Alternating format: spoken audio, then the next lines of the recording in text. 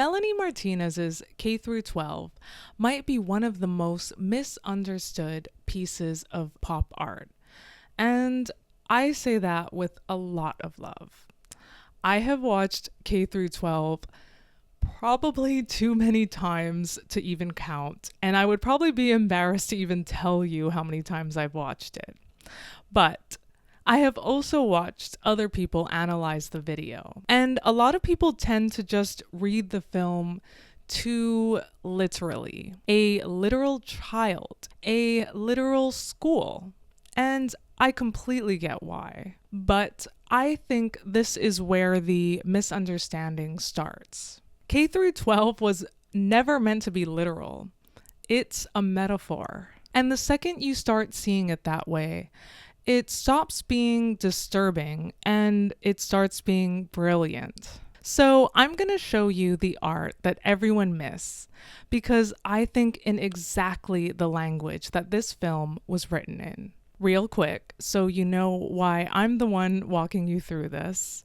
I'm Ariana, a graphic designer and illustrator of over 10 years. I self-published my first children's book last year. I went to a well-known art school in San Francisco, and I have stood in front of many famous pieces of paintings all over the world. So I see K-12 a little bit more differently than a lot of other takes out there. And here is my whole philosophy on art. The art that makes you think, that makes you question the world, even the art that makes you feel a little bit uncomfortable, and you can't even really explain why. That is art that is doing its job. One of the most common readings that I will see in these analyses is that K-12 is about a literal child, and it is not appropriate because she's smoking weed, because she's going through all of these really dark situations. And whenever fans push back saying she is not a child, there's just this whole back and forth between everyone. But she is clearly an adult in this film. K-12 is not about a toddler or a kindergartner. It's a metaphor for entering society. To me, the K just represents someone's first step into the world, whether it's school, work. Kindergarten is actually the first place that a child will enter an institution. They will be in a class. And I look at K-12 as entering a society for the first time. I never once saw a literal toddler. And that one reframe unlocks the entire movie. When I was watching other analysis, I just kept on running into these opinions that I don't agree with. The idea that one heavy topic per song is a weakness. Just one topic of the song could have been the main theme of the entire movie. And I totally get the instinct when you think about actual filming. But that misses what K-12 actually is. It's a music album. Every single song earns its place, and every single song discusses a different problem within our society. And this is exactly what she does in her past albums and in her future albums. She probably had a difficult time being able to put an entire story into an album which every single song had a specific meaning and a specific problem that she wanted to discuss. I still think she did such a great job, and she goes through a lot of lessons and a lot of topics all in one film.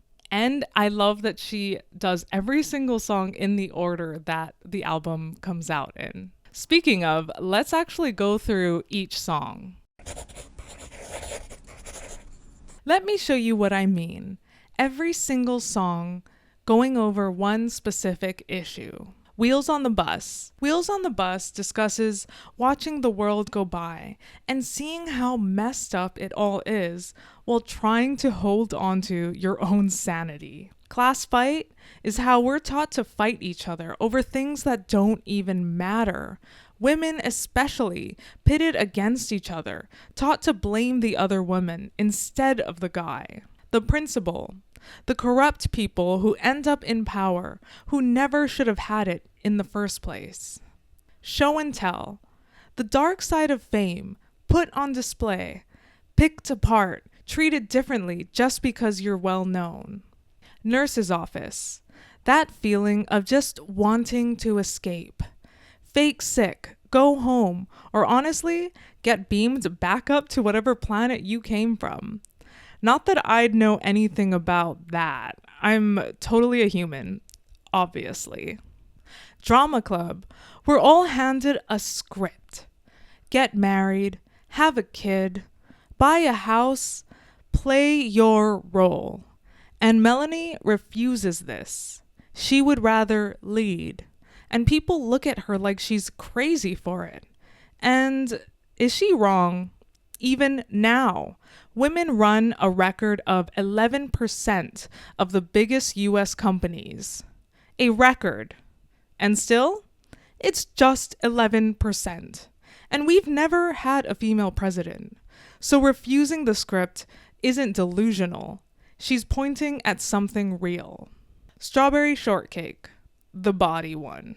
And, I'm breaking this one all the way down in a minute, so stay with me. But the short version, your body and the feeling of being objectified. Lunchbox friends, fake, shallow friends versus wanting something real.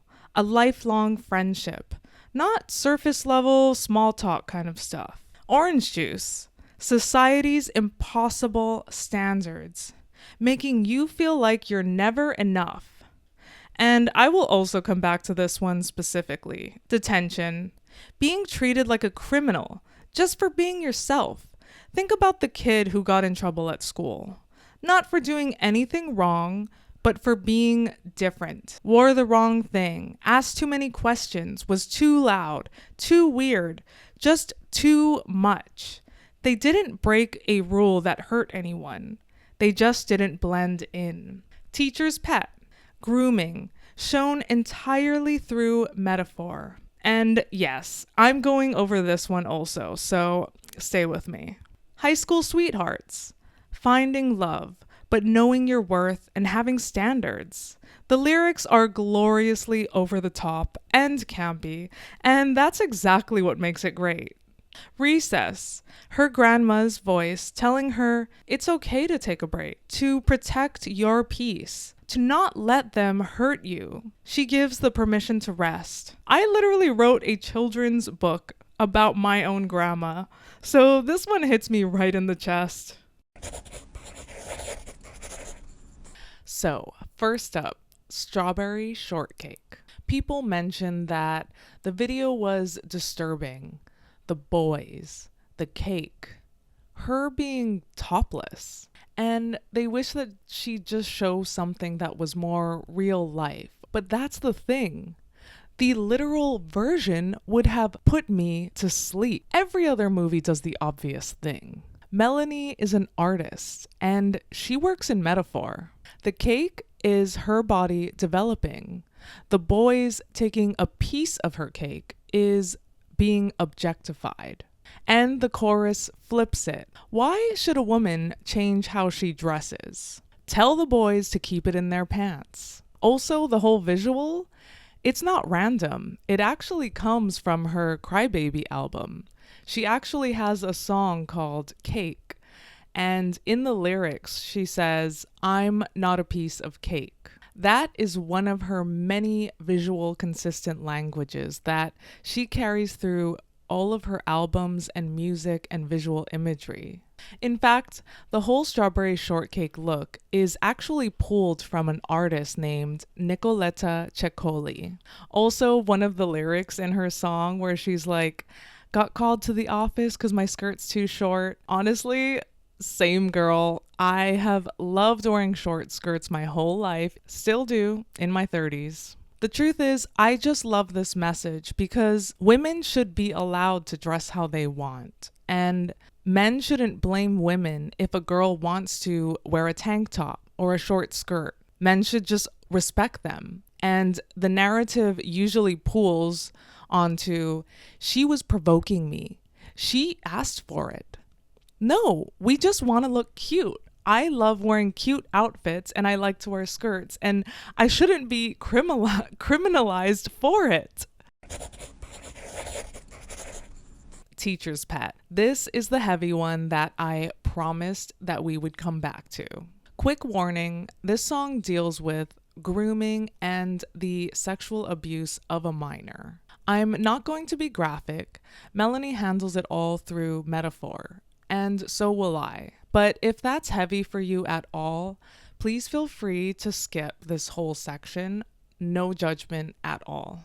People name the darkest scenes and say, why would she even show this? So let's talk about it. Calmly. The way I look at it, the best art is meant to make you uncomfortable. That discomfort is how it makes you feel something that's real. Think about Banksy. His work unsettles you on purpose. He's discussing a problem and making you feel something when you look at his art. She is not glamorizing anything. She's naming it and calling it out. In Teacher's Pet, you never see anything literal. He shrinks her, studies her like a little creature, offers her candy. And that is how you show predation without exploiting it. Naming a real horror that actually goes on in this world is not the same as endorsing it. And honestly, this is nothing new. Fairy tales have always done this. Grimm, Alice in Wonderland, even old Disney movies. If you look at the original stories of those movies, they would shock you. Wrapping some of the scariest, darkest issues into something whimsical and childlike is a way to help people look at the issue without it completely destroying them. Melanie's just doing something that storytellers have been doing for centuries. And the fact that these scenes make you feel uncomfortable, that is the point. It is why we still talk about it years later. Just think about this. Comfortable art, you pretty much forget by dinner. But art that unsettles you, that's the art that stays. And sometimes it's the art that actually makes you want to make a difference in the world. And the last one I promised. Honestly, this is the whole reason I made the video.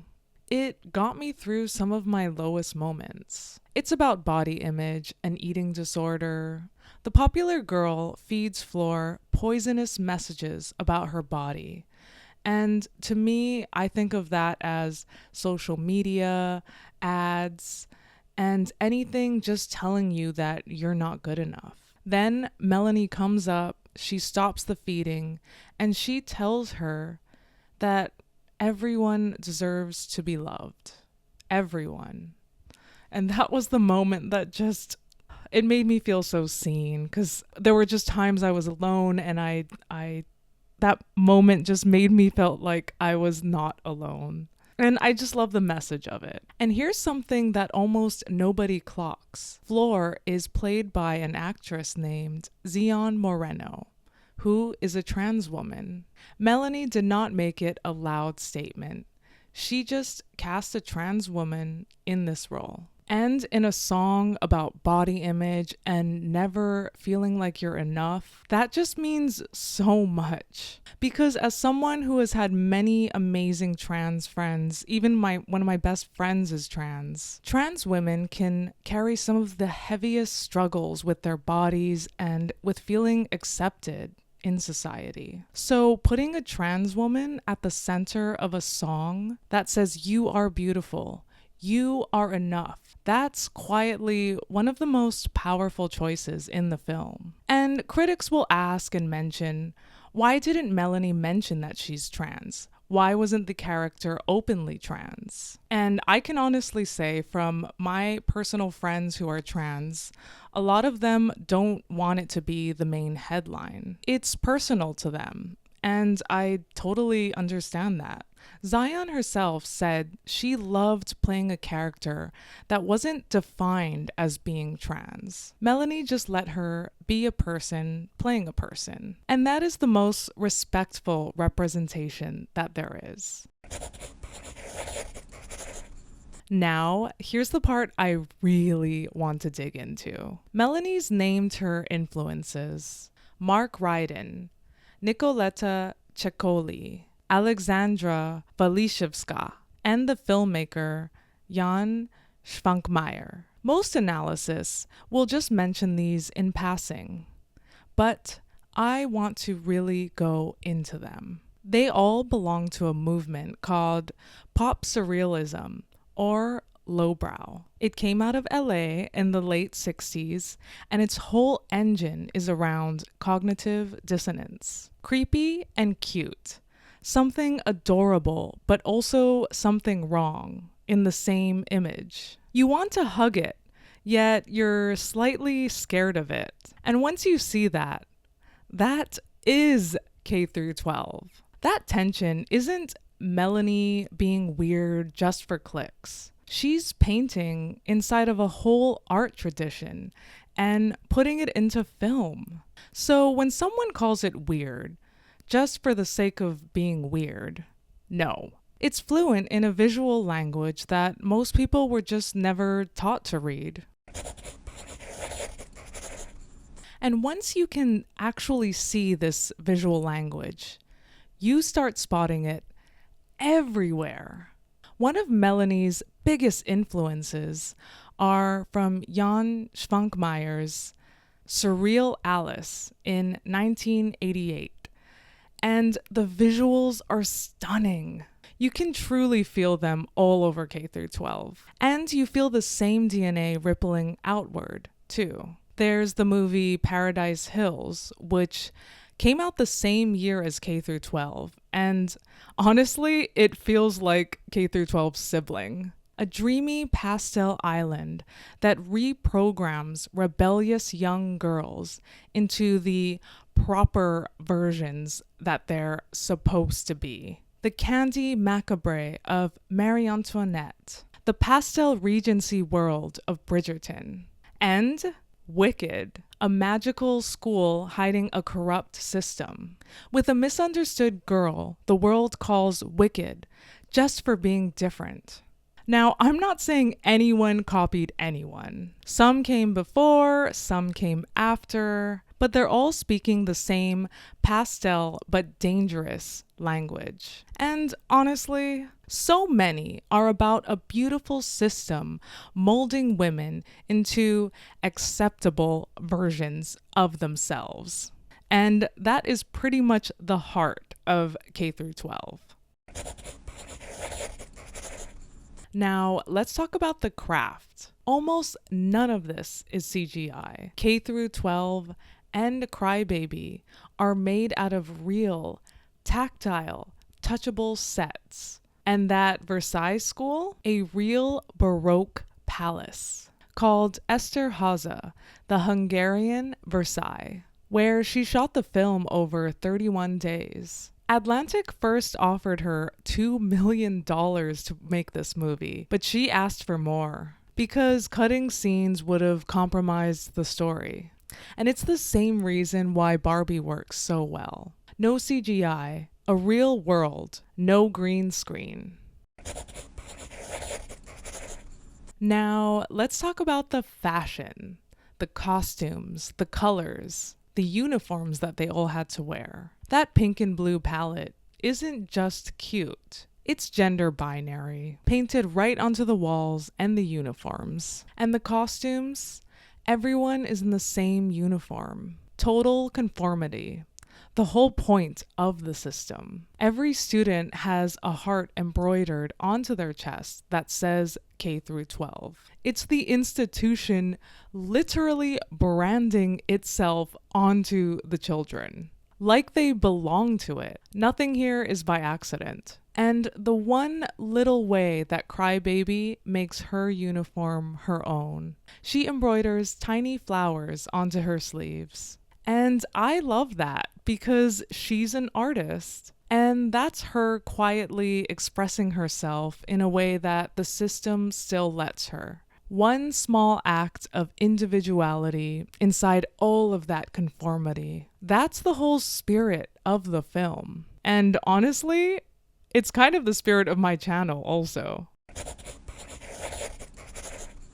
And I love that K through 12 is unapologetically feminine. It's pastel, it's soft, it's girly. It deals with real problems that women go through. It feels like a film that was made for women and queer people. Or maybe just even people who don't really fit in. Most films chase gender neutral or pretty much just skew to male. This one knew exactly who it was for. The weirdos, the aliens, the people who just want to express themselves.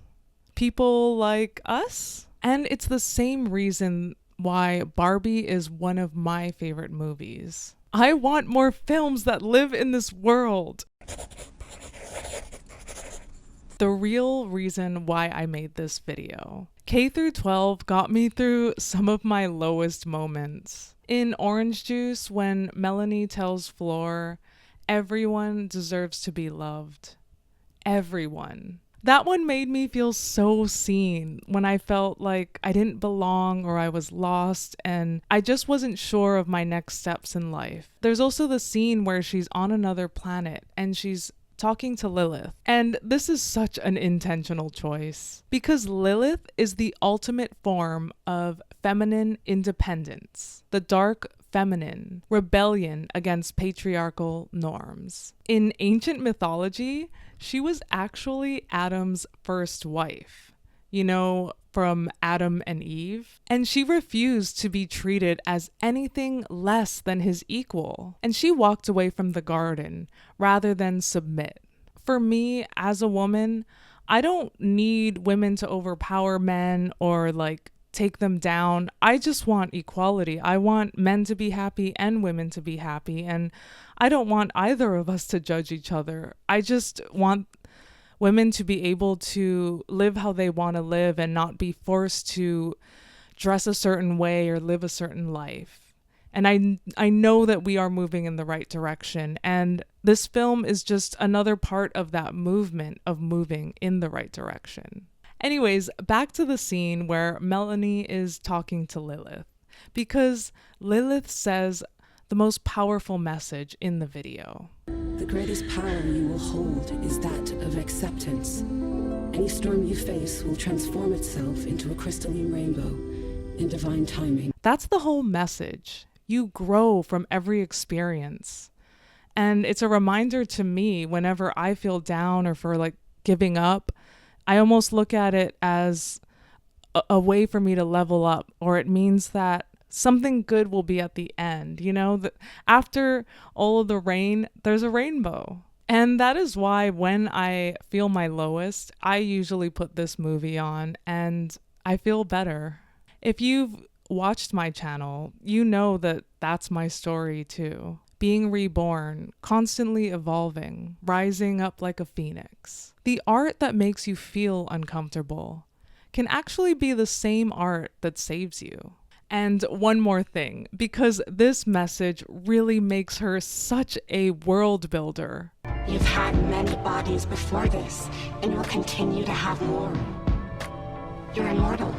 That message, you're immortal, you'll have many bodies, you grow through each one, isn't just a pretty ending. It's pretty much the seed of her next album, Portals, which is all about life and death and life and death.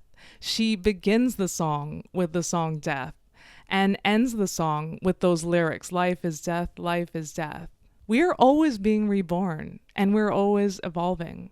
K through 12 ends by promising you'll be reborn. And then Portals is the rebirth. So no, K through 12 isn't too dark and it's not too literal. It's a metaphor. It's craft. And for some of us, it's a lifeline. That is not a flaw. It's great art. So if you want to keep decoding this universe with me, Portals is next. And I promise I will go over Crybaby because that album is so amazing. So if that interests you, feel free to hit subscribe and stay weird with me. I'm Ariana, illustrator, author, certified weirdo, and fairy godmother in training. Now, go make something meaningful and real.